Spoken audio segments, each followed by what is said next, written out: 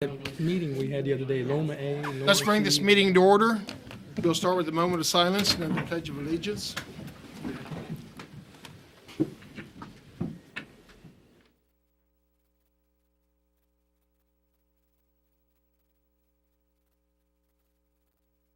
I pledge allegiance to the flag of the United States of America and to the republic for which it stands, one nation, under God, indivisible, with liberty and justice for all. Bless you. Next will be public comment, and the commission requests that comments be limited to a maximum of 5 minutes for each person. And Mr. Bill Cook.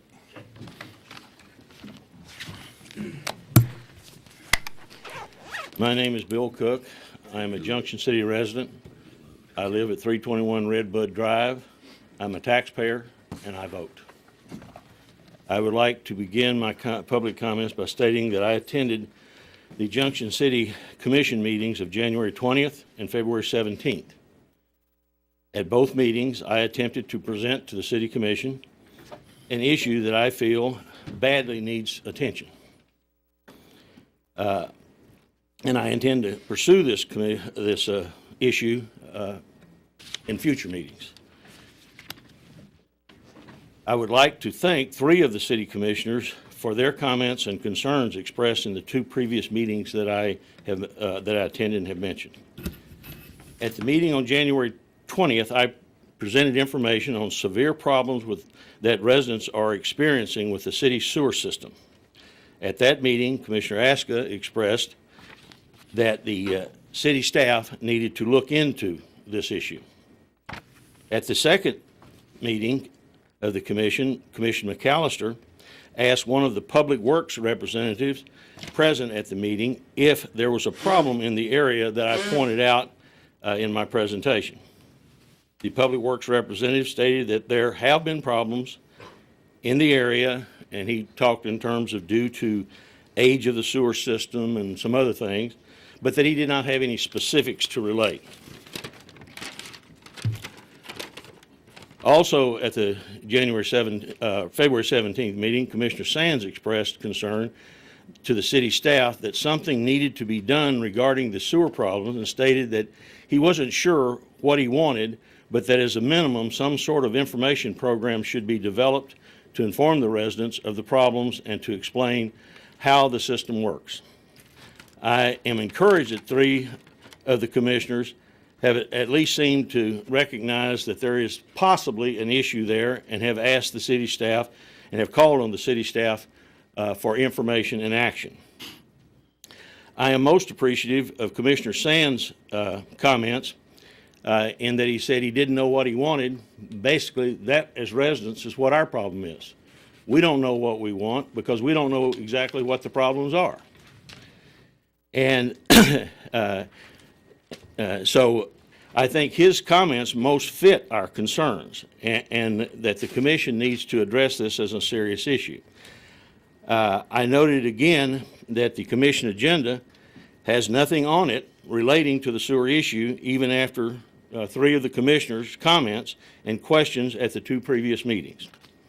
I once again asked the commissioners to require the city staff to provide you specifics on the sewer problems in this town, and that the commissioners pursue Commissioner Sands' concept that an informational program be pursued to educate the residents of this town. This is not an issue relating to one person. This issue affects many of our residents and has so just in the past 2 months. Thank you for your time. Thank you. Mr. Cook, I do know that there is investigative work going on, and I believe you have talked to our insurance company, haven't you? I have. And But that's representing one claim. I'm talking about. I understand what you're saying, but we'll deal with one claim, and if other issues fall out from that, we will be taking a hard look at it. But what information I've seen so far looks to me like there probably isn't a real ongoing issue. The biggest issue is clients, customers, putting stuff down the sewer that doesn't belong down the sewer, and then that balls up, and then anybody above that point where it plugs, their usage flows backwards uphill. We've had years in this town, and now just in 2014 and 15, it's just now perpetuating itself to have these kind of problems. And maybe it's just hit you and your friends in the last couple of years, Not but me and my friends, sir. These are, I'm talking about people who come out and clean these places up for a living, making comments that they have had 5 customers in the past 2 weeks, one of them said. The other one said, and my competitor has had 5 customers. So that's 10. If his statement is correct, that's 10. And exactly where they're at, I don't have any idea. right. But 10 residents in this town having sewer backups in their home, to me is, there's something wrong with that. And it will, Especially when a city employee informs me that they in fact use procedures that has the potential to cause that. If nothing else, that procedure should be stopped. If they know it can do it, then it should be stopped. Or if it has to be done, as a minimum, the residents that could potentially be affected should be informed. Let me, if I might throw in a comment, but I know I've had some conversation with Mr. Dinkle, and as I'm understanding it, the city is looking at this whole process, and it takes time, and that's why I haven't, I knew there was nothing on this agenda, and I'm assuming not next agenda, but my understanding at some point, there should be some That clarification. is Well, encouraging. we are, Investigation is ongoing, Yeah. correct? right, the insurance company has not given a definitive answer, and at this point in But time. as I'm understanding, and you can correct me, but once that gets done, then as a result of this whole thing, some things are being looked at, and so they're, But the but- insurance company is only Yeah. going to be going off of what Right. information. and they I provide. understand it, and that's not what I'm talking about. I'm talking about the overall practices Okay. and things will be looked Something at down the that road. we as. Right, yeah. Your issue, Governing body is yeah, looking at. the issue that you've been bringing up to us lately, reality is we can't comment to that investigation, much, sir. but at least in the conversations I've had, and I guess that's why I'm not That's the best as answer I've excited, is that it is being looked at, and hopefully that there will be some practice changes that will be more palatable to the community, and particularly communicating better with the citizens in general. That's the understanding I'm kind of understanding. Thank you, sir. I appreciate it. and there's no other public comments, so we'll move on to the consent agenda.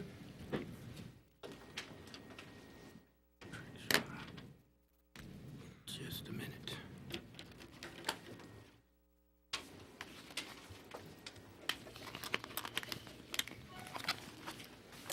If there aren't any questions, I'll move to approve the consent agenda as outlined. Second. Have a motion and a second to approve the consent agenda. Is there any further discussion? No. Seeing none, all in favor, say aye. Aye. Opposed, same sign. The ayes have it, 5-0. Now we'll move into unfinished business, be consideration and approval of KDOT transportation enhancement for the K-18 pathway grant for the intergovernmental agreement. Yes, Mayor and City Commissioners. I'd like to call your attention to a packet that I put on your table this evening. I know it's hard for you to see it on your iPad, but it looks like this.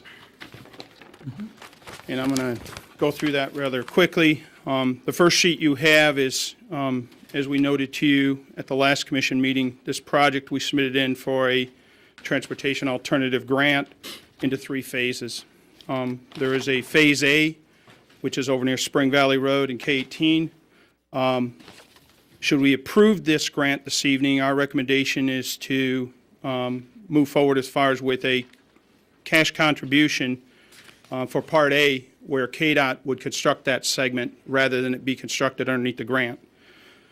The other piece is Part C, which is in the center. It's highlighted in red. That's the piece that we're going to refer to as the K-18 Bridgeway portion. Likewise, should we approve this grant this evening, you'll see later on in the agenda, we have a recommendation to have a cash contribution of $115,000 towards that project, and then K-18 would build that portion of the K-18 pathway. And as we noted in the packet, that's roughly around $1 million as far as total cost. So considerable savings on the city's end. We're here this evening is to talk with you about the award of the grant for Part B, which is essentially from Rucker Road to the eastern terminus of, I'm going to call it the K-18 Bridgeway project. And that's the piece that's highlighted in yellow on your drawing. The last meeting, we had provided you some older cost estimates, and I'm going to refer to now, which is page number 2 in your packet, and it looks like this. So if you would flip past the map and go to the 11 by 17 that shows the spreadsheet. And what you have there is a summary of those 3 parts. At the very top of the page, it says the original grant cost. These are the cost estimates that were generated in 2014 that broke down, be it the KDOT contribution, city contribution, how indeed the construction costs would be broken up in the different phases, as well as the design. I really want to focus in on this piece, which is the revised program, because we've worked very hard with KDOT to make sure that this project coincides with a lot of the work that's being planned along 77 in the next 3 to 4 years. And the piece that I want to call your attention to is where we shaded the revised program. I noted to you already the 15,000. I already, underneath where it says city construction budget, I noted to you already the 115,000. Really, if you look at the Part B portion, what you have before you in this agreement is a request to enter into a grant opportunity with KDOT for this portion B, which would cover the construction budget portion of roughly $1,187,000. Do you see where that says total? The grant portion is $950,000 that would be the state's match towards this project. Our cost then underneath the construction portion, which would be a local match, is $37,500. We also noted to you last time as you go into that design, that is the estimated cost originally of the design. As you noted at the last meeting, should we approve this grant, we're prepared to send out a proposal to direct solicit several consultants and then come back before you at a later date. I suspect either the first or second meeting in April for a recommendation to award the engineering services for this portion of Part B. I fully anticipate that that cost of $128,000 is probably high, and we hope that we'll see that cost come down. What I want you to focus on is this smaller table that you have as far as in the center of the page. And this gives you a general summary of what this project entails. It's roughly, the overall project is roughly a little over a mile, about 1.1, 1.2 miles in length. The original estimate in the grant was about $2.2 million, or $2.276 million to see that cost. When we went through the original program, you'll see that the city's local share, and I'm looking at this small table, and I'm looking at where it says original program grant without US 77, and that's if we weren't to participate in that, we were going to be looking at around that 657. What I was trying to report to you is we had received information just prior to when the packet went out the Friday before, is the good news in the state indicating their willingness to cover the lion's share of Part C. So what we feel in this project is the potential reduction of about $160,000 right now, should we go forward from what we originally presented to you over a year ago when we went with the grant. Is everybody following me with that? Good. Okay. What we're here, the other thing that I wanted to note to you is if you flip to your next page, and it should look like this, and I'm going to refer to this in a later agenda item this evening, but what I want you to look at is at the very top of the page, the piece that is highlighted in yellow. The intent of the city is to use local match from the special highway funds that have been accumulated over the last several years. And you'll see that each of these segments are broken out in there, and we've programmed in when would we have to make that allocation to the state or when would we have to cover a particular cost. And if you see it's highlighted there, Phase B design, that's the engineering cost. That's that $129,000 or $128,000 that I spoke to you earlier. And you'll see that if you look at the Part C down there, which is the last highlighted yellow column, it's basically split. We've got several projects that are in this program. We've worked very extensively with Cheryl Beatty over the last several years, and we've also worked with now 3 city managers on trying to share with them, as well as you folks, every time that we've presented the budget, this particular program. So I also wanted to note that Debbie Tankin is in the audience this evening. She has been the project manager on the 77 project from the start, so we've been working with her diligently for probably the last 3 years. Some of you will recall we met over at the Opera House almost 3 years ago. Also, Dale Hirschberger is our area engineer. He is very aware of this project as well as both of them are aware of the later item that we're going to talk about on the agenda. So what the last sheet, and I really wasn't going to cover that, but what we did do, because there may be the question, is we reworked that cost estimate for Part B to really see, was there a substantial difference in that project? And if you recall, the last time we spoke, I had shared with you that Part B had increased itself to the west 500 additional feet, which added, or reduced, excuse me, Part C. And what you'll see in that estimate, and as we went through the numbers, there's not a substantial increase as far as in, I call it the overall city's participation on this project, which is the good news, but I wanted you to have that information and let you know that we did go through that exercise. So with that, I'd be happy to maybe answer any questions you might have on this grant proposal.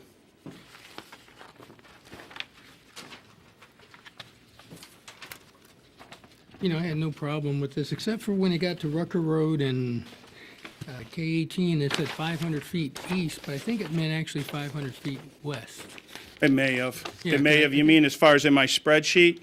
Yeah, I gave an explanation of it would be extended 500 feet beyond Rucker mean, Road and K-18. You're saying on the spreadsheet table? Well, it was in the packet that was sent out, but I think in here you have it corrected. I'm just wondering, if it goes to someone for construction, it's like, let's continue east rather than west. Right, there is a small piece that, from Spring Valley and K-18, that will be constructed going east. It'll connect. Spring I think he was just talking Right. about the correction that you, or the change that you made from, Right, He's I'm gonna be sorry. extended by I'm 500 sorry, you're feet. right, west. That's I what he's talking- apologize, yep. Yeah, because I was reading, I said, why is that going east? Unless we're going to go out to Actually, the other west. side. Okay. It is west. All right. Good correction. Good. Thank you. Everything was good. Good presentation. And it sounds like if we were going to do it without the state, we would have spent more money doing it with the state. We saved about $160,000. I don't have a problem with that. That's a good call. Those are preliminary numbers, Exactly. recognized? There's been no bids? Oh, no. Okay. And we There's rather bid low contingency rather in than all high. of this. There's a 15% contingency in everything that you're seeing. Anytime we can save $1 is a good day. We are going to bid the design to several firms, or What, do you have a single source, or were you bidding it for several? what we'll do is we have a proposal right now that's about 95% complete. I want to be able to run it by the city manager first before we send it out, get the sign off as far as on that sense. And then we will direct solicit. We've got 14 firms that we know have done similar type work within the city or within adjacent cities similar to this project. And then we'll also advertise it in the Daily Union, and then we'll put it up on the city's website.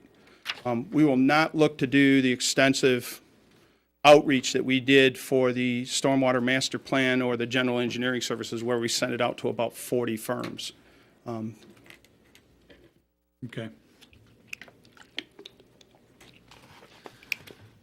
well, it's great to see this project coming to fruition, and it's even better when there's additional savings we didn't even plan on. When we started talking about this 4 years ago, it was almost dead. So it's really nice to see this happen, to have a tremendous link between the center of our city, then going across 77 Highway. So we appreciate all the work by KDOT and everyone else helping us out with this. We're really excited about it, so thank you for all your hard work. And that walk path for the junior high kids is going to be a godsend. Is there any further discussion? It's 10 foot as opposed to 10 inches, what the paper It's 10 said feet. tonight? It's 10 10 feet feet, right, 10 feet wide, concrete. The 10 feet wide, not 10 inches deep. That's why it's cheaper, it's 10 inches. So.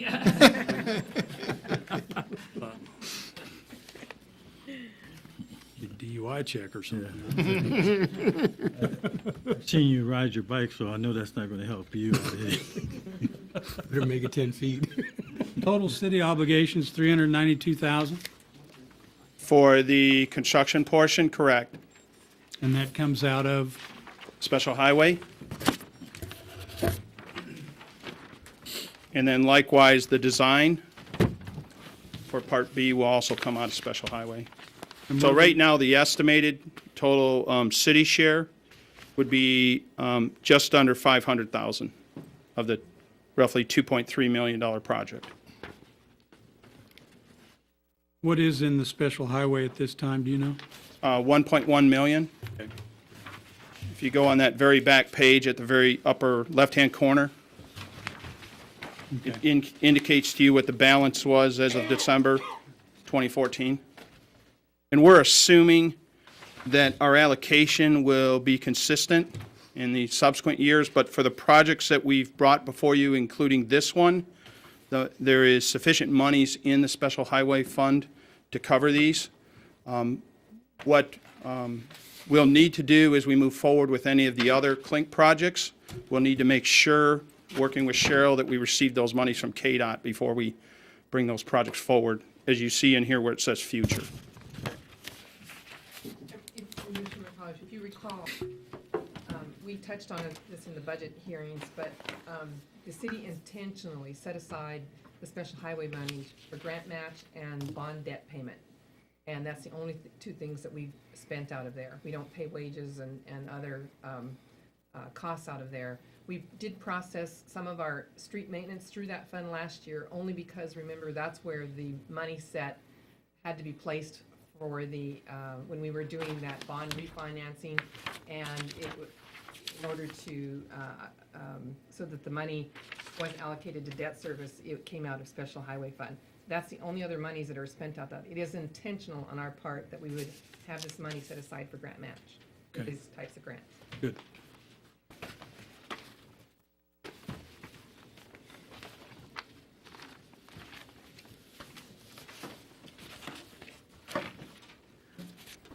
Nothing else.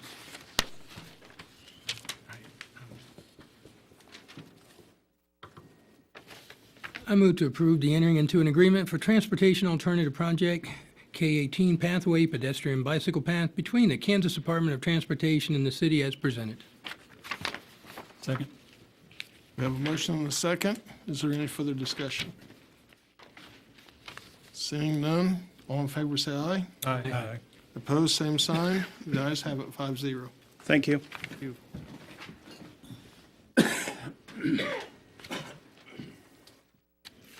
Next item will be consideration of the sale of right-of-way to KDOT for improvements to an underground storm drain under Spring Valley Road as part of the K-18 and US 77 interchange improvement project. Mayor, Ryan, and Commissioners, I'll take this. This was on the agenda last time.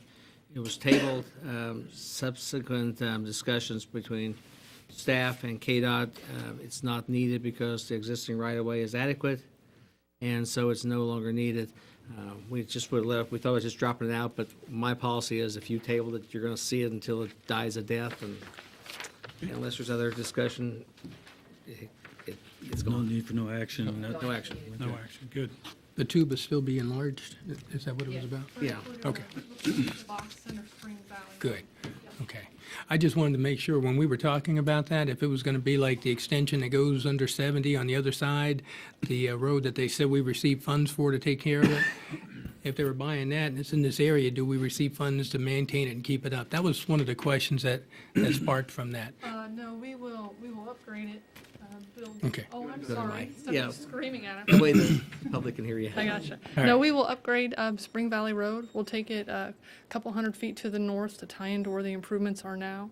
And we'll replace that box, then once we're done, we'll turn it back over to the city. Yeah, it wasn't the fact that we didn't want your money, it was just the fact, like, we're here, we're gonna take care of it. Yeah. Okay? Okay. Thank you. Thank you.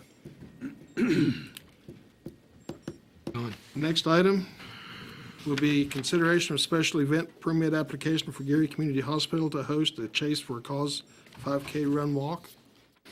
Mayor, thank you. Commissioners, Kim Brown, Chief of Police.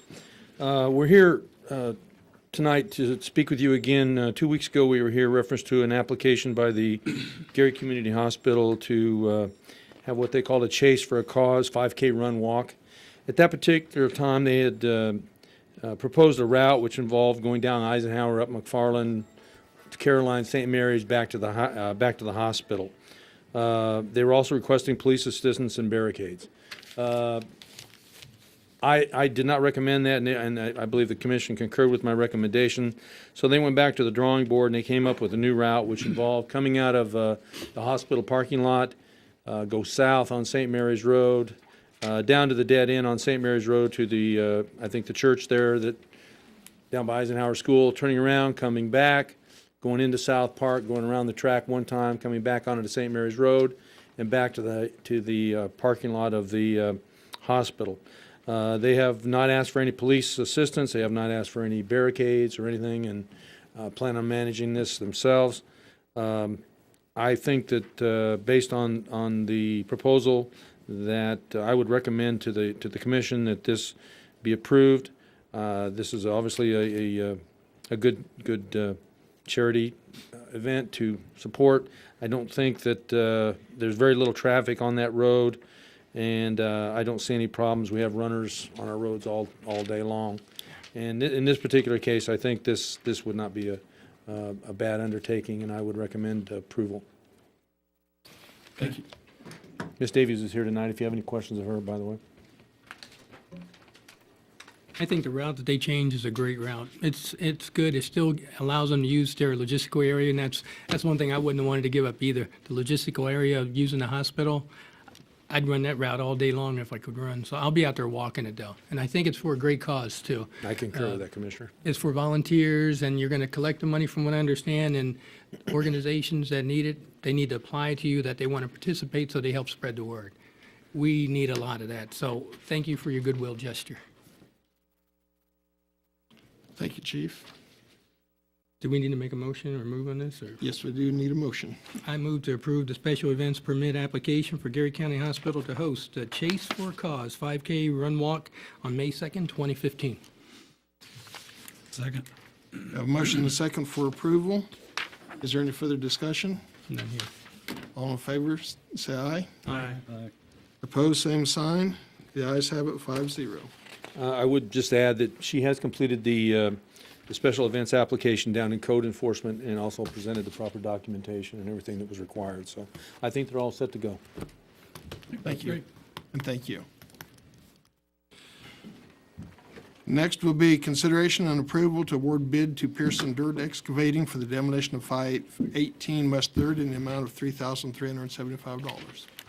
Mr. Carmen. Mayor, Commissioners, I'd be happy to answer any questions you have about this. Pearson Excavating was the low bid, and we would hope that the commission approves this to move forward. Has there been any contact with the owners? None at all. None at all.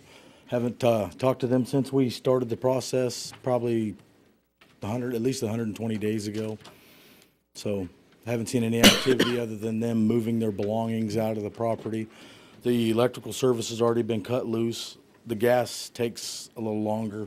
If you approve it tonight, I will be on the phone tomorrow with Kansas Gas to try to speed the process, because that does take some time for them to get the main out from the house to the alley. So.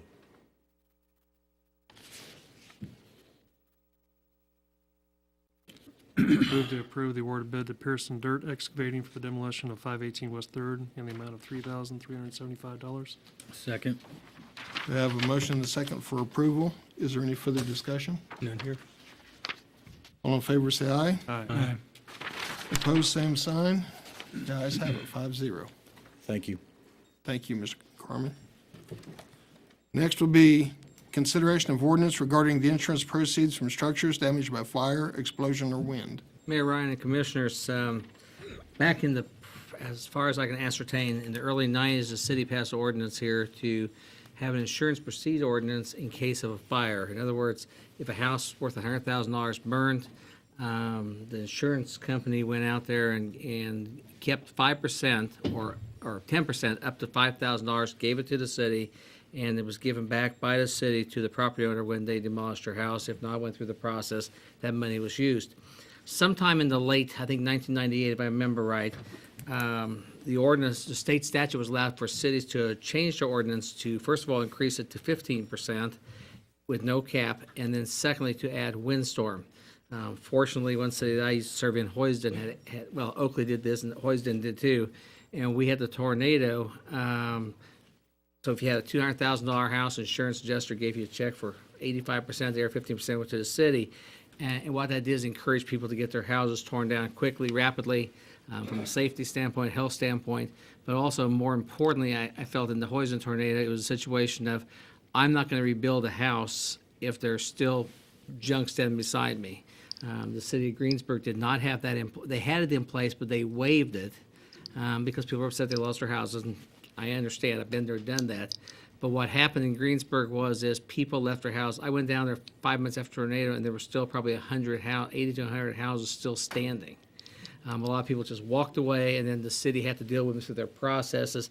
And just our process alone, we do it by certified letter and all the hearings we have to have and everything else. Trust me, people will get their buildings torn down. They're, and we're doing the same thing. We're just increasing it from fire to add wind. Fire and explosion, add windstorm to it, kick the max up to 15%, but you got to realize that $5,000 doesn't tear down many buildings anymore anyhow. I mean, just the cost, house here, $3,700, and that's a fairly basic house, so anything bigger. So if there's anything, I'm adamant about it after being in a tornado city and being through it and seeing it work in Junction City and also Chapman. I feel every city in Kansas, all 625 cities in Kansas should have this ordinance in place. I'm not sure why it wasn't addressed here. I just feel it's one need that we have, and hopefully we'll never touch it. We still have to find out, but hope we never have to worry about the windstorm. But if we do, I think we provided some basis for the city to keep costs to a minimum. In Hoisden, for example, we ended up, out of nearly 190 homes lost, we ended up dealing with 3 houses, and that's because they were non-insured. And can't fix that. The good part about it is for as a general rule, and there are probably some exceptions out there, most of the houses that are not insured are of lower value and of a lower amount of structure. I mean, that's fairly common. So my recommendation, of course, as I put in there, is to accept and to change the ordinance.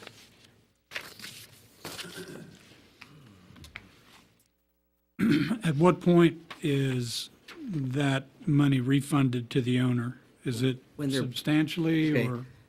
Couple of ways. If they remove their, if they take their house out, the basement out and everything else, and bring it back to level, whatever codes the city would have, and I'm not sure what our codes would be on basement removal. But we pull them out, that's when they get it. The key issues on a tornado we had to deal with in Hoisden was on people that wanted to rebuild, such as me, wanted to rebuild back on the concrete. After the tornado, when we had to face this, if this would ever happen here, heaven forbid, if it did happen, we would go ahead and we came out of the clear blue with a policy on those of us that were building back. If you decide to move out of town or sell your property, you tore it out, you got it back when you were done. You may have got it back in a week.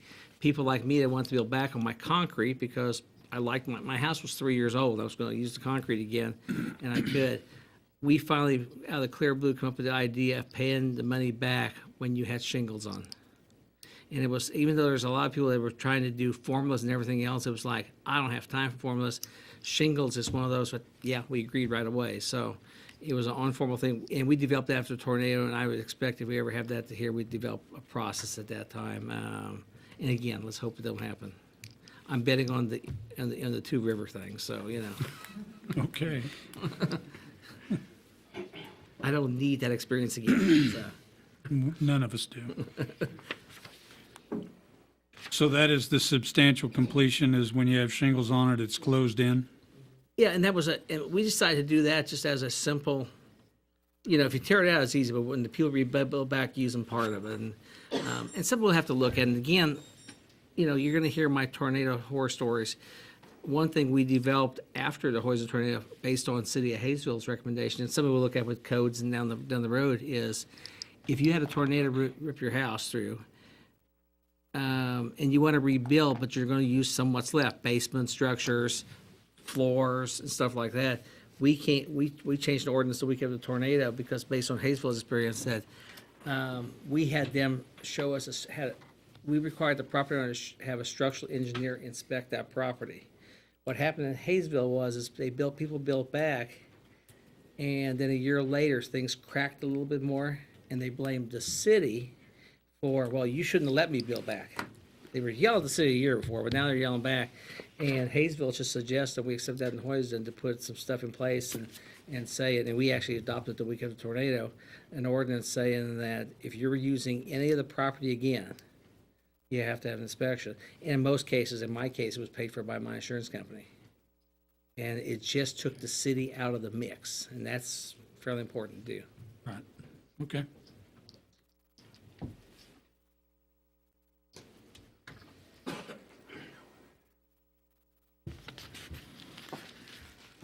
Move to approve an ordinance number G 1166. Second. A motion and a second to approve the ordinance. Is there any further discussion? None here. Commissioner Landis? Yes. Commissioner Haskett? Yes. Mayor Ryan? Yes. Commissioner McAllister? Yes. Commissioner Sands? Yes. Motion carries 5-0.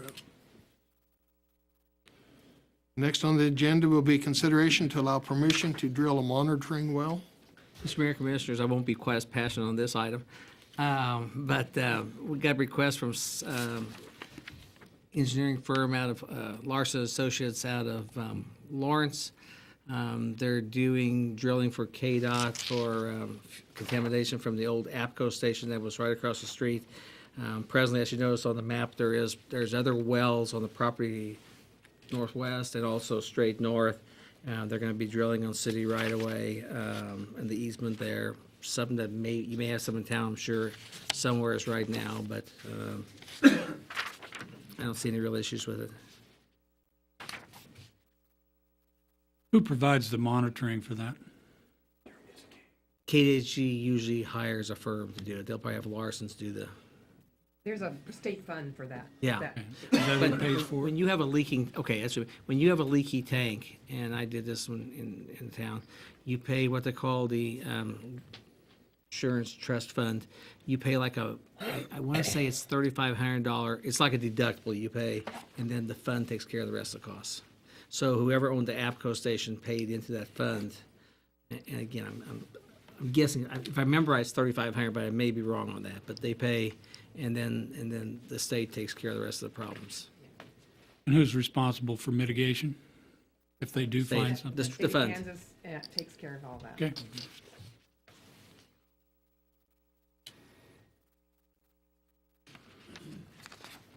Move to approve the permission for the Moshing Well at 326 South Washington. We have a motion and a second for approval. Is there any further discussion? None here. All in favor, say aye. Aye. Opposed, same sign. The ayes have it, 5-0. Next will be consideration of Resolution R2779, approval of deed for 617 North Washington. Mayor and Commissioners, we are here tonight to present you the last step of the sale of the property of 617 North Washington. We did, bring before you a development agreement with Country Floral and Gift. The owners of that are here if you have any further questions, but they are ready to accept the deed so they can move forward with the renovation of 617 North Washington to revert it into a business rather than an empty building. This reaches one of our goals to start selling off some of the city properties to get out of the real estate business. And we are very excited to present to you the final deed. And once the deed is approved by you tonight and signed, we will record it, and they will be the proud owners of 617 North Washington. And on the tax roll. And not back on the tax rolls. any other properties you would like? We can fix you up. They're very excited to get started. We've already ordered the asbestos removal, inspection and removal, and the dumpster has been placed out back as of last, I think, Thursday. So they're ready to rock and roll once you approve this deed. Great. Okay. Move to approve Resolution 2779 for the sale of 617 North Washington Street as presented. Second. Have a motion and a second for approval. Is there any further discussion? None here. All in favor say aye. Aye. Opposed, same sign. The ayes have it, 5-0. Congratulations. Good luck to you.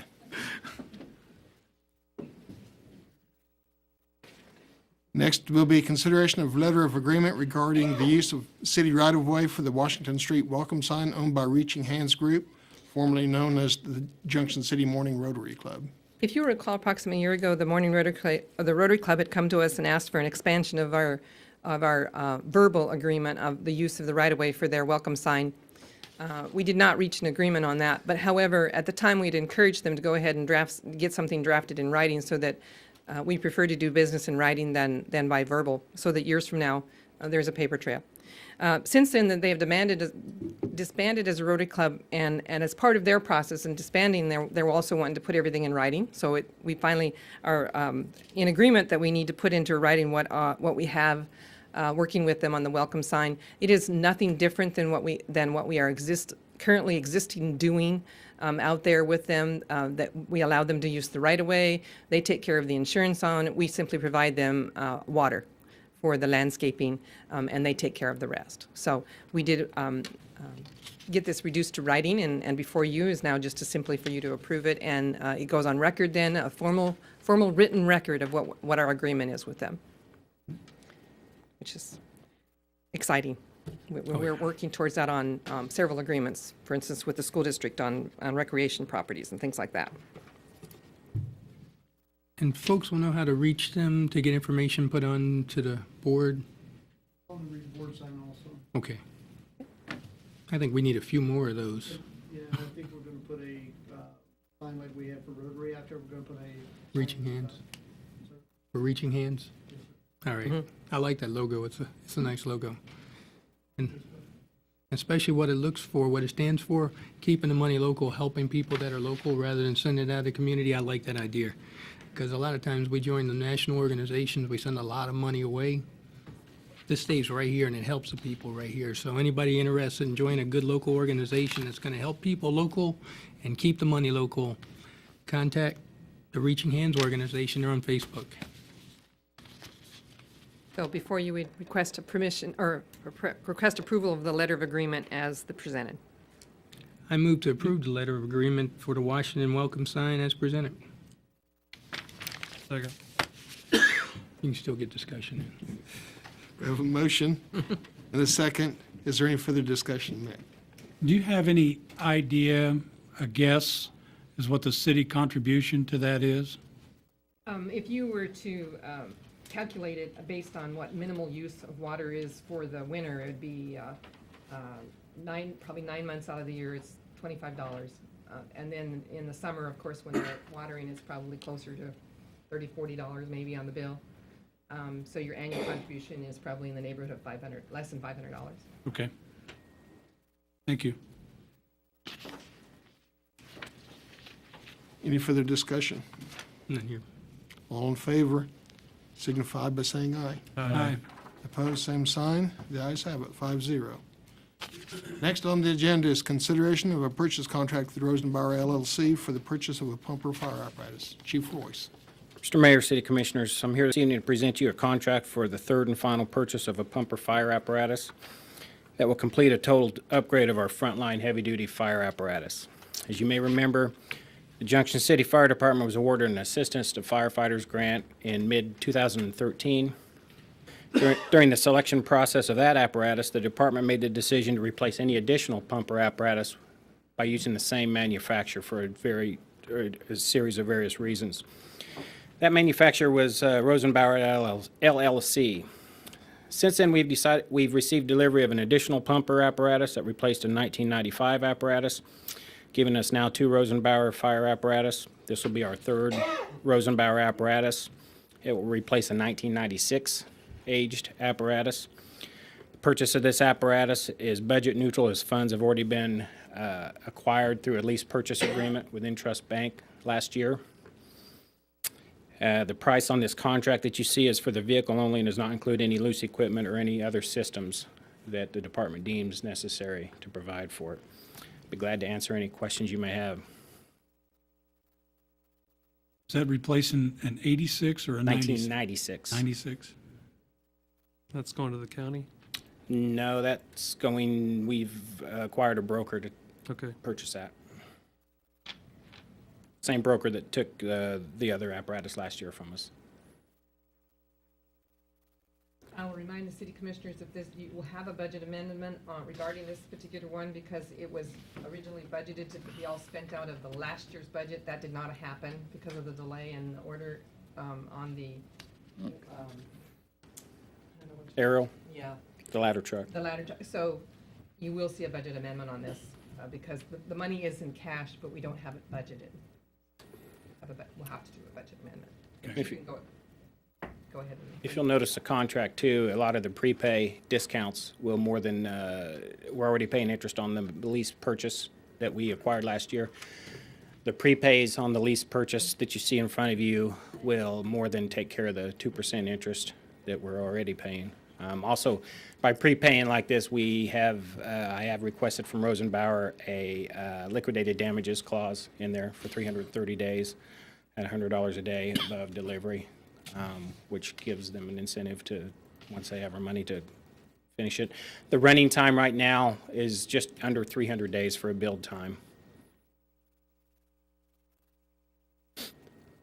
I'd still like to make one additional comment. Last year, I did see a fire truck hooked up on the back of a tow truck.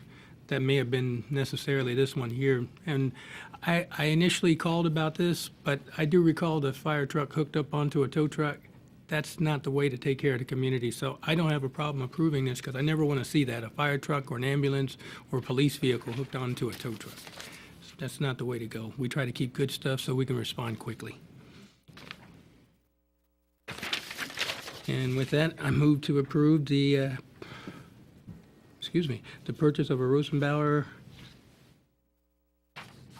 LLC truck, fire truck. I think I need to correct that. Upper fire truck. Purchase contract. Approve the contract, oh, okay, it moved on. Contract with Rosenbauer LLC. That's it. I'll second. We have a motion and a second for approval. Is there any further discussion? None here. All in favor, say aye. Aye. Aye. Opposed, same sign. Thank you. The ayes have it 5-0. I think we need to have discussion before we make motions, give everybody an opportunity to talk and ask questions. I forgot about that. So that's a couple times tonight, Jim. I'll slow down. Thank you. Next on the agenda will be consideration of approval of KDOT US 77 intergovernmental agreement. Yes, Mayor and City Commissioners, I'd like to call your attention to a handout I put on your table. It looks like this. This is in your packet, but I wanted you to have the hard copy so that you could, it's front and back. The same document is in your commission agenda. And what that is that is a project summary of all of the KDOT projects that are being contemplated as part of this agreement. What you have before you, as you recall, several years back, there was $40 million allocated to US 77 improvements.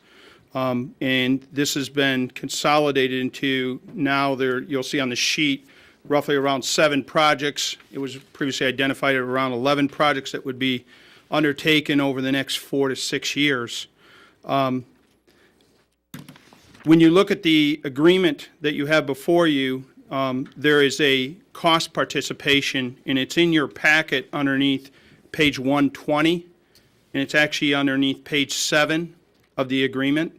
So if you went to page 120 of the City Commission packet, you'll see as far as a cost participation portion. And the reason I want to point this out is we have worked directly with Debbie Tankin and the consultants, Burns and McDonald, on this project in trying to intertwine some needs that we felt the city needed as far as transportation-wise, and those are listed in there. The Rucker Road improvements, what we're looking to do is basically extend Rucker Road from the KDOT portion of the end of the project further south so that it would link with the existing piece of Rucker Road that is 3 lanes wide. The other piece would, as we noted to you earlier this evening, is the K-18 pathway improvements. There's a recommendation or a request to do a local share contribution for that Part A and Part C of the K-18 pathway. And then the other portion would be the Lacey Drive improvements. We had talked to you, I want to say in the last 6 months here, of our intent to, at least for that piece from, I'm going to term it as the eastern point of the Armor Records driveway, would be all a concrete section all the way out to 77. As you recall, we've had a lot of rutting as far as along that piece. I also mentioned this evening that Debbie Tankin, the project manager, is here to answer any questions that you may have on any of the specific projects, as well as Dale Hirschberger, who is our local area engineer with KDOT. Both of them have been very involved in these projects and the development of these projects for the last 3 years. What I also wanted to note to you as far as with these projects, and it may not be very apparent, is there's a significant amount of public transportation improvements that are going to be undertaken by KDOT and then ultimately given back to the city of Junction City. An example is the realignment of Spring Valley Road to the west up near Rucker Road so that we get better traffic movement there. That piece will be given back to the city. We talked a little bit about the improvements of Spring Valley Road north of K-18 and a new storm system, as well as the widening and enhancing of that asphalt section of Spring Valley Road. Those are just to name a few of those. I'm not going to get into the details of those. We are working staff-wise, just for the audience, to get a lot of this information up on our website, because there's going to be a lot of dirt flying beginning hopefully June 1st or thereafter, as well as with city projects. One unique project that is going to occur with this project, this overall project program, is the I-70-77 interchange. They're going to be putting in what they refer to as a divergent diamond. It's rather unique to this area. There are several of them that are to the east of us. I know I've driven on a couple of them in Missouri. I don't know specifically, Debbie, if there's any of them that are in Kansas. I know there's several that are in design. Kansas City, okay. Just like the roundabouts, we are going to put a little simulator up on the city's website so you can sort of see how you navigate through one of these. It is a little different, but it has a tremendous amount of safety benefits, is my understanding as far as in talking with KDOT as they've been moving forward as far as with this particular design element of the overall projects. We've taken this agreement and had it approved to form by the city attorney. It is a standard KDOT agreement, other than a few provisions as far as through there.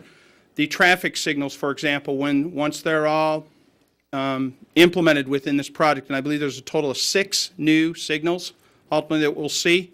As you recall, a couple of months ago, we brought to you a traffic signal arrangement because indeed we're very concerned to make sure that our public or motoring public, that should those signals act up, we're able to respond in a more expedient manner than, say, KDOT maintenance staff. So that is also will be covered as far as in an amendment as we get these projects to move forward. So with that, I'd be happy to maybe answer any questions, or I'm sure Debbie would be as well.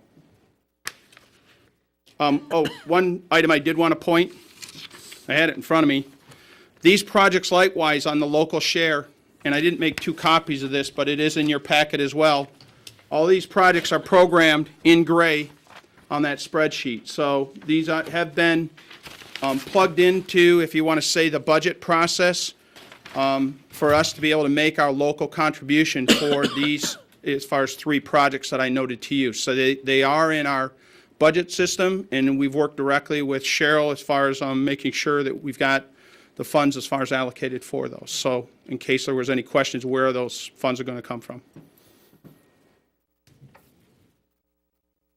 These projects are very exciting for the safety of our citizens and people coming through Junction City that are much needed. So we really look forward to them. It's been a long time in planning, and we appreciate the kind of great cooperation with KDOT and listening sessions and all that, where you really got out in the community and had a chance to get input from people. So we appreciate that a lot. So I'm very excited about seeing these getting started to happen. So.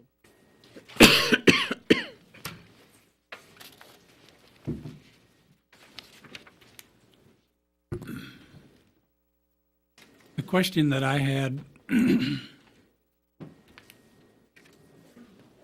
seems a little cumbersome, and I wouldn't know I wouldn't know how you could correct it. But if you exit I-70 going west, and you wanted to re-enter I-70 going west, you're going to have to go to Lacey Drive or Golden Belt Boulevard to turn around. Is that correct? That's correct.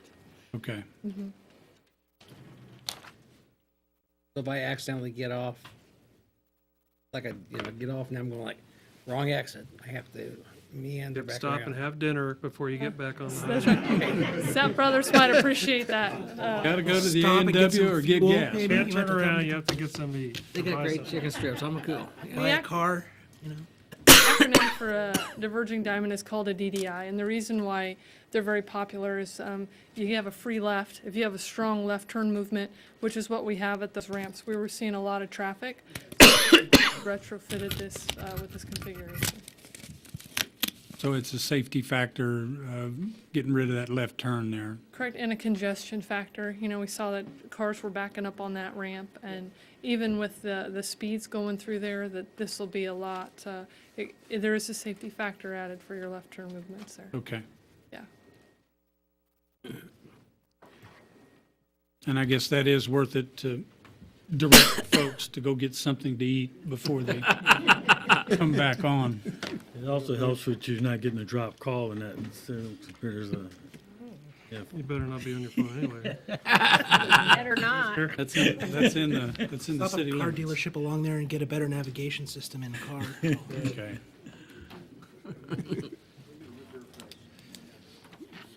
Okay. Any other questions? Any further discussion?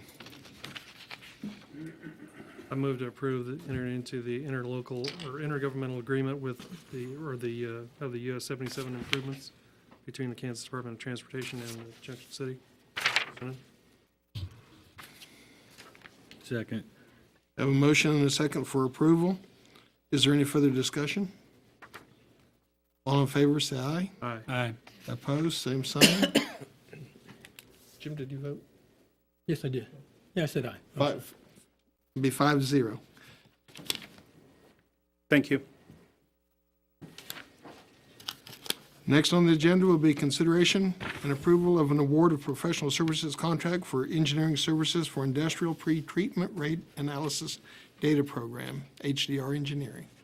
Yes, Mayor and City Commission, what you have before you is really a request of staff to look to right-size our surcharge rates within our wastewater system with Armor Eckridge. We've been working, as you know, with Armor Eckridge for about a year and a half since those wastewater reports were generated, as we've been moving forward with the design, specifically at the South West Wastewater Treatment Plant, and particularly dealing with, I'm going to say, the industrial pretreatment portion, or I'm going to call it the DAF, or we call it this dissolved air flotation as far as system. And I know that's a acronym that we're not all familiar with, but it basically has a lot to do with handling as far as their industrial discharge as far as into the plant, a process as far as for that. Also, what the commission needs to know is that the city entered into a development agreement with Armor Eckridge back in 1995 when this plant was situated in Junction City and the wastewater plant was developed.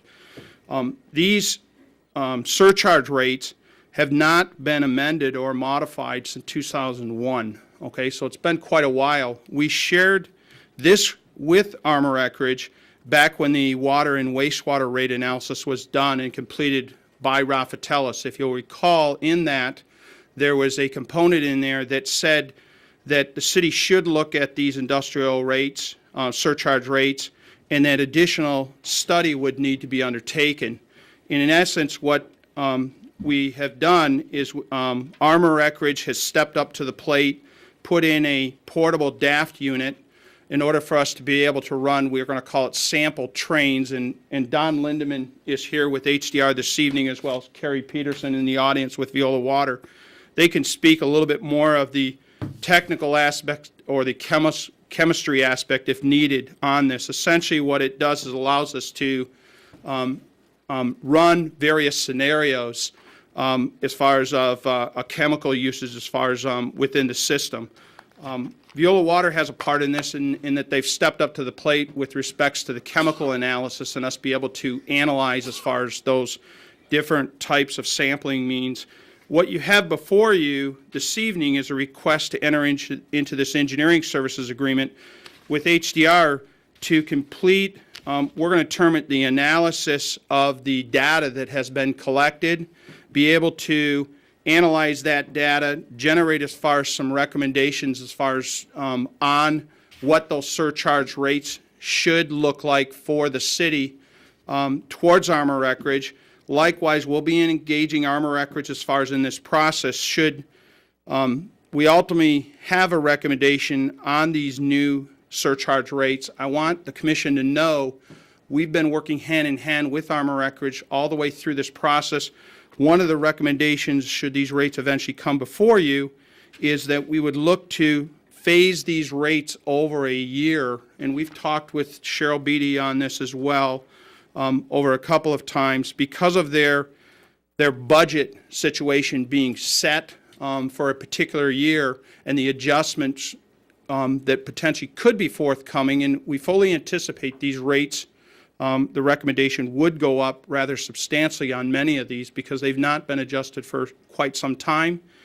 We also are looking at future-wise, I'm going to term it as the nitrogen and phosphorus aspect that we'll be dealing with as far as at a later date. So that is all part of this component that HDR will be assisting the city on and working hand in hand with the Armor Eckridge process engineers that we've been engaging as far as throughout this design portion. So I wanted you to be aware of that aspect as far as this project comes together. So with that, I'd be happy to maybe answer any questions you might have. So basically, this is for HDR engineering for this 19.3 will then basically give us a suggestive of what the rate changes should be. As well as evaluating the data that has been collected, correct? Right. Right. What I'm concerned about is the rates, and at a later date, they would make that recommendation of suggested rates to us. Correct. Correct. And Don, are you working with Armor Eckridge while you're doing this? One of the things that was critical in this, and Greg mentioned it earlier, is we've been working with them all the way through. When we first got some of the design memorandums of what we were looking at for the chemical dosing for the dissolved air flotation system, they were concerned that the dosing contents were too high and that we weren't running that. They volunteered then to provide the DAF unit and go out and do some pilot testing on this to help optimize the chemical so that we weren't getting too much into the rates as far as what was going on. And so we worked hand in hand with them on that, and that's where we'll then get the rates out of this as a result of this pilot study that was conducted. So when the process is done, they're going to understand where the rates are coming from. Yes, sir. Absolutely. So you're going to use the data and then take that data to get our cost, return of cost. Correct. back to us. Correct. And that data tells us how much chemicals will need to be used when the processes are all completed under our design. And then based on those costs, that's how much would then be sent back to Armor Eckridge for them to cover the costs of. Thank you. You're welcome. The nitrogen and phosphorus, is the data going to be part of that to be able to, I anticipate the state in the near future putting some requirements on discharge of nitrogen and phosphorus into our lakes, streams. Is that going to be part of this? That is part of what we're looking at. However, those recommendations for what the rates are on that are not part of what we'll be putting in there at this time, because that's going to depend on the final determination from KDHE on what those actual discharge limits are. So how much chemicals you use then will really be determined on what your discharge limits into the stream. And they've been looking at those between 8 and 1.5, or maybe 7 and 1, and they haven't come to that final determination yet. But that will be something that will have to be added at the time when they've determined that, because the plants aren't set up right now to meet those limits. Okay, but this data is going to help that. It That's certainly correct. opens the door for conversation to remind them that Right. this is to come. Right. Right, okay, good. Greg, is Armor Eckridge the only facility that this study would look at? Or are there other facilities In the city? within the city bounds? No, they're not. What this will do, though, it will help us establish, should we get other users, us be able to address that situation operational-wise at the plant. They are a lion's share of this, and one thing that because we have a unique situation with Armor Eckridge, we've also reached out to other communities with HDR early on. And what I mean by that is we've reached out to, I think, half a dozen other communities that have similar type makeup industrial waste streams, such as this. So they're very aware of that, Armor Eckridge, because they've actually given us a couple of those communities saying, you know what, why don't you guys go see what they've got with respects to their surcharge rates. So we're using that data to help formulate the overall recommendation that ultimately will be coming before the City Commission. Okay. We have to be careful a little bit when we look at rates. You have to take a lot of other things into account too, what taxes are, what water cost is, and different things as well. So it's not quite as cut and dried as that. So we have to kind of walk a little bit of a line there. Yes, that was one of the things in talking with Armor Eckridge. They were looking at all those things, looking at what their water costs were, because they obviously knew that water and wastewater costs were going up. So they were taking that all in totality. And then when Greg talked about the phasing in, that's what they concerned with being hit with all those at once Right. in their budget cycle that they weren't prepared for. And so those are very important things to consider within the whole process. Good, thank you. Right, but we have not increased their water rate, No question. just their base Since meter rate. 01. Their meter rate has changed, but not their water rate, because that was the negotiated rate in the development agreement. You can increase it as allowed within the agreement, but we have actually not increased their water rate. Okay.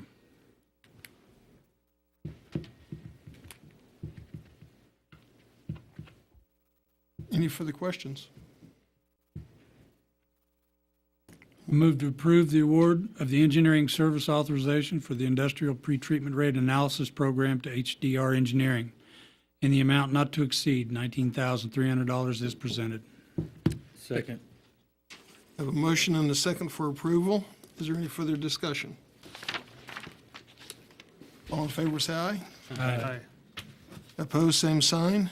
The ayes have it, 5-0. Thank you. Thank you. Thanks. Commissioner comments. Commissioner Landis. Again, I'd like to say we're really excited about all the projects that are going to be happening on 77 Highway. KDOT's been great to work with, and we look forward to those things happening, improving the safety for our citizens. Regarding Mr. Cook's comments earlier, just because we don't all respond doesn't mean we're all not listening.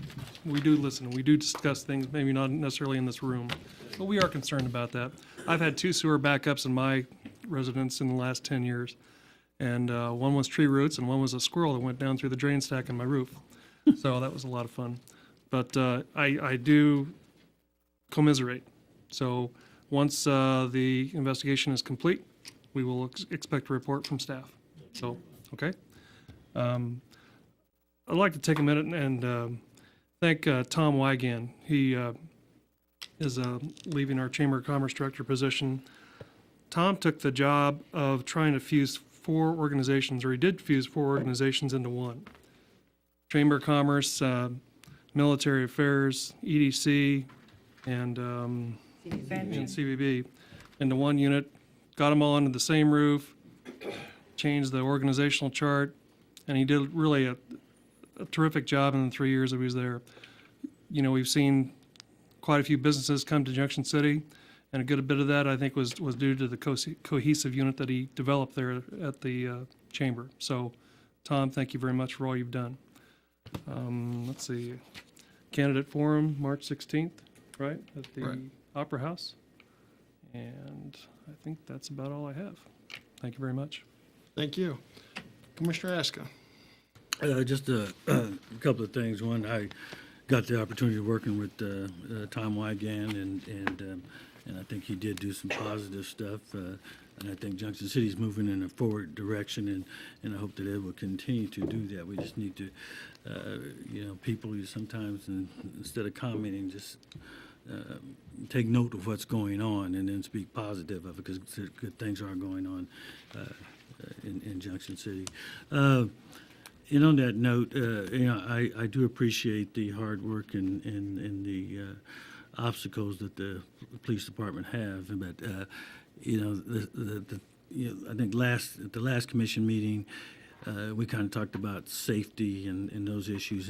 But I still think that if organizations are wanting to bring events to this community that particularly could have a big impact, and if they're willing to foot part of the bill with the city and even to have officers paid, that's something I hope that we don't just totally close that and leave that option available, because I think the more people that come to our community to see the good things and the friendliness of this community, it just helps drive home that note that of the things that we're doing to try to make things positive. Last comment I want to make is that today is my wife's birthday, but I'd rather spend no. I appreciate her never complaining about the things that I choose to take on and do and stuff. And for people that know me, they know that she has to be a saint in order to be married to me. So I just want to wish happy I birthday. concur with that. Happy birthday, Patty. Just want to wish her a Yes, happy yeah. birthday, and you can have the credit card to do it what you want to the limit. So, that's all. Thank you, Cecil. It's on TV, dude. Commissioner McAllister. Oh, I'd just like to echo comments that were made earlier. I appreciate what Tom Wygan has done over the course of the last 3 years. We are in the process of doing interviews for a Economic Development Commission leader. That is ongoing. It's a very difficult process. We want to make sure we get it right. That brings us up to date with that, and that's all I have. Thank you, Mick. Commissioner Sands. A couple of things. I'd like to echo about working with Tom. Tom's a very knowledgeable person and a farmer, too. I kind of like that. We had good conversations. We have education materials on sewer backups and insurance, and we have those materials already, and I spoke with some of the guys, not going around you, but we were sitting down together. And so I think they'll see more information. We have had those sessions, though, where we've opened up the city building for these type of conferences or people just to come in and learn, but very few people come in, so we don't know how to get that word out. But I know I've come in every time they've had either something about streets, maybe not so much about sewer. But there's an application out there called YourGov. It works extremely well. If you have a smartphone or phone with internet on it, if you see a pothole, it's got GPS. It puts the coordinates in. You stop, you hit it, you scroll up, you kind of tell them what it is, a pothole, light out or whatever. When you hit that and send, it goes to Public Works and you get a response pretty quick. Sewer backups, maybe not that, but for anything else, I have to talk about that app, and it's good. I like it. special pickups around residents. I can talk about this one for a while, but we got to make sure that we get both sides of the story, because there was some stuff that was started, and I wanted to jump in on it, but I knew there was a little bit more to the story. I can talk about the 10-foot earthen dam that was in the back of my property from the ice storm. It was my responsibility because it was on my property, and I did the best I could to get it out of there, but I finally received some assistance. If it's on your property, it's kind of like the law. 9/10 of the law is possession. If you want the police to check in on it, have the police see if they can run a search on it, but we don't do that at the city government. If it's a blighted issue, we're going to come by and probably let you know you need to get the blight out of there. But there's two sides of that story, and there was an article in the paper. I just wanted to kind of announce that. It doesn't cost very much to have a friend come by and pick whatever it is that you have that needs to be picked up, and you can take it to the dump on the other side of 70 across from Walmart, and most of the time I understand it's for free. So if you have like tree branches or stuff like that you need to get out of your area, get someone with a truck. And there's some guys in the paper, I think, called a couple guys in a truck, and they hauled stuff away like that for pretty much next to nothing. So we can save ourselves a lot of headache and hassle instead of coming in here and yelling at the city staff. They have a lot of work to do. There were some animals out in the cold last week, and it got down below sub-zero, and I like to say the animal control guy, I saw him in my neighborhood. I was glad to see him come over, and the dog did get in that night. But think about your animals. I don't think we have to worry about it too much, but we still got to wait for spring and the end of March. There's upcoming elections. I urge you to get out and vote. I also urge you to get out and meet and learn a little bit about the candidates. They're having different forums around. The 14th, there'll be a forum down at the 12th Street Community Center. Trying to get people to come to, if you can't come to the Opera House, we'll kind of move the forum over there. But I believe it's going to be at 6:30. Look for more on that, and I believe it'll be on the radio. I was on 6th Street the other day, and I didn't really notice it, but there was a gentleman walking with a walker. And he crossed from the Goodwill across to the other side of the street, and I was kind of wondering, why was he walking? I figured he's going to a business over there, but he wasn't. He had to walk in the street because there's no sidewalk for someone with a walker. And that's not right. We need to make sure we fix that, because there's no sidewalks along 6th Street from Eisenhower at least a block there. That gentleman had to push his walker in the street, and I don't know if we can get safe routes to school, maybe try to apply for something, but there's no sidewalks there. Maybe when the new dollar store is built there, maybe there'll be a sidewalk put through there, but that gentleman stood a good chance. He's already moving slow. He's on a walker. We need to see what we can do to fix that. We're fixing one of the problems out there going out to the middle school on K-18. I'd like to see if we can fix the sidewalk or give our folks there line off a white line like it's going to be for a bicycle route or something, but that's not a good thing for people trying to get around our community. The Walk Kansas kickoff is next week. I have a couple of teams out there, and we're going across the state and coming back. So I challenge everybody that's in Walk Kansas. You'll just have to watch the team. Don't believe it's just walk. That's the team to watch out for. Mr. Mayor, that's all I have. Thank you, Commissioner Sands. Tom Wigand was a good man to work with, and I appreciate what he did for the community. He was given a pretty tough job, and he did a good job of it. Maybe not the very best, but he did what he could. And he will very much be missed. Blight notices. Commissioner Sands hit on it some. If you get a blight notice, the absolute worst thing is to ignore it. You know, we all have friends. You know, if you need help to get rid of it, call a friend, call somebody, call the city. But don't call the city ranting and raving and making wild statements. That doesn't go well for anybody. You know, we have in our ordinances that if the city has to come out and pick a blight up and remove it, the city's going to charge you for it. And then if you don't take care of your bill, then there's a penalty phase added to it. And the price keeps going up. Well, any place you go, anytime you go to court, the only reason to have a fine is to change the way people behave, to get people to do something different. If somebody dumps something in your yard, hopefully you can see it happen.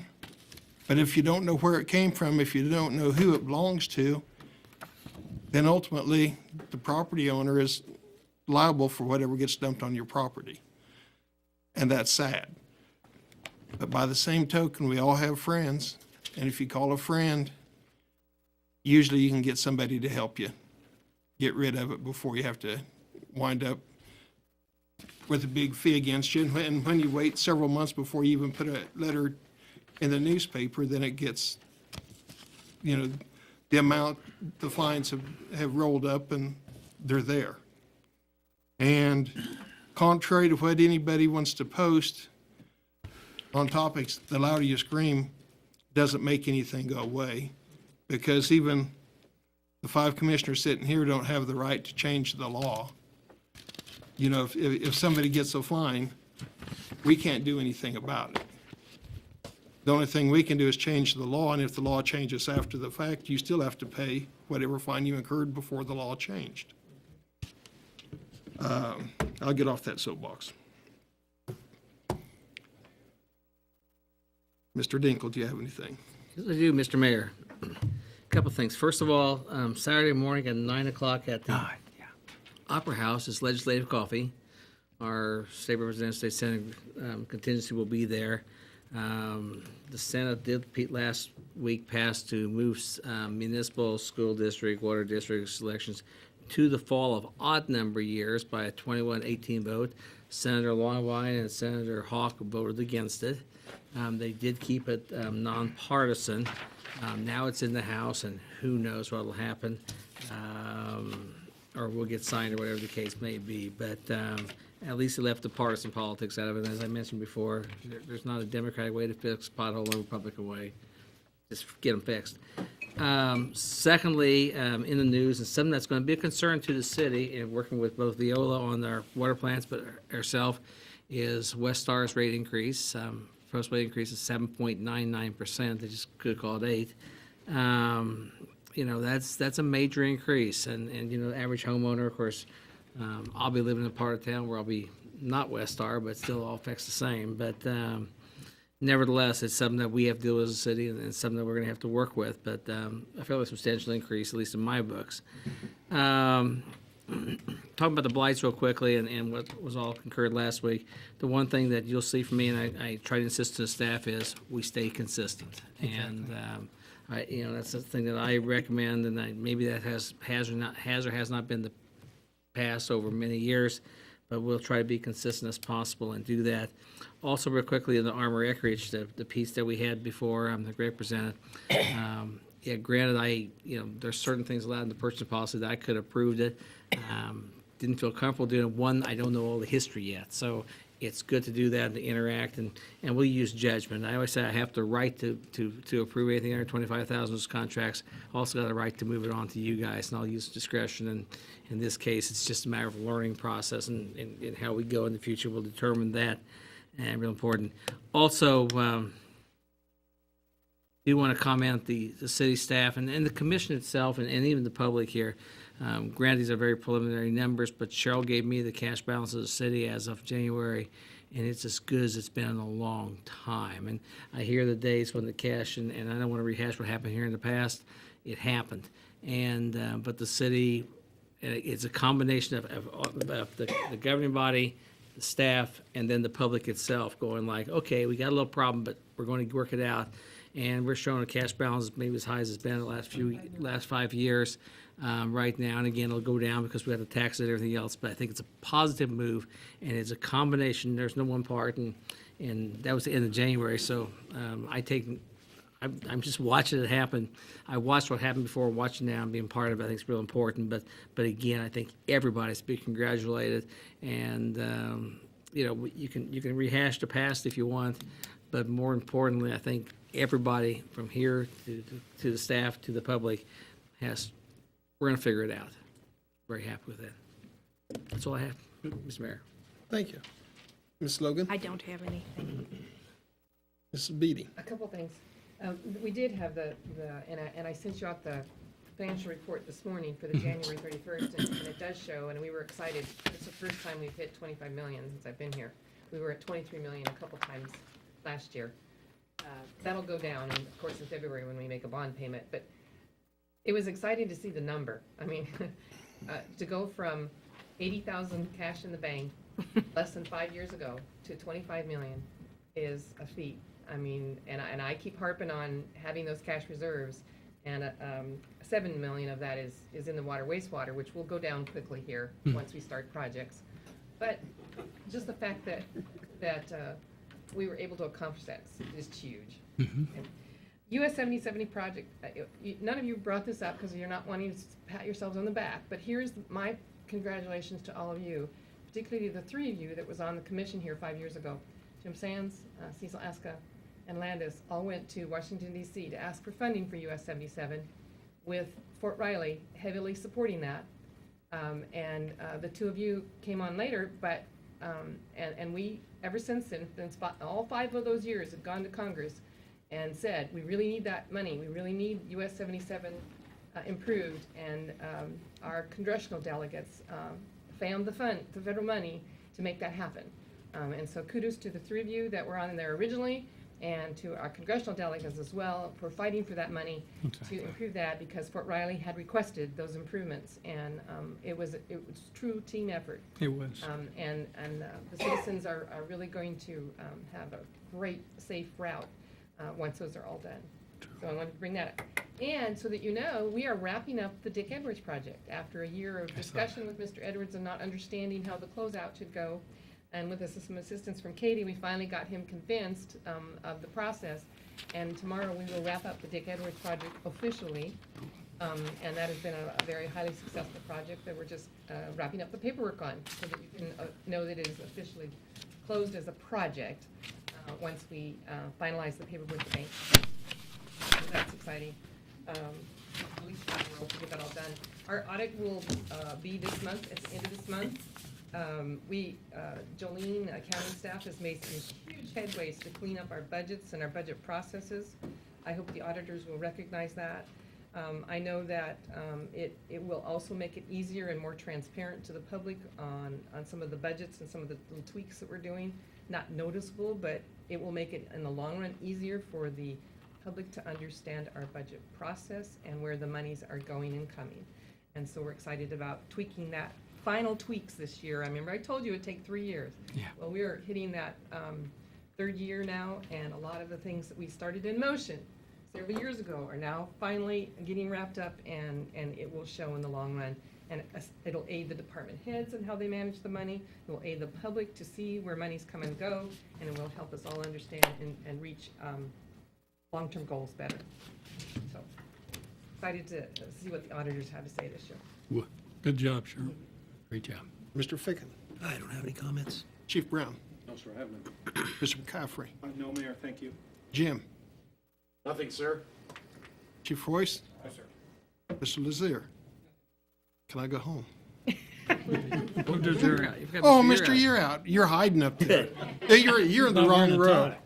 Where's your tie at? 2 weeks in a row, that was good. You look good. Motion to adjourn. We'll move. Motion and second to adjourn. All in favor, say aye. Aye. Aye. We're getting there.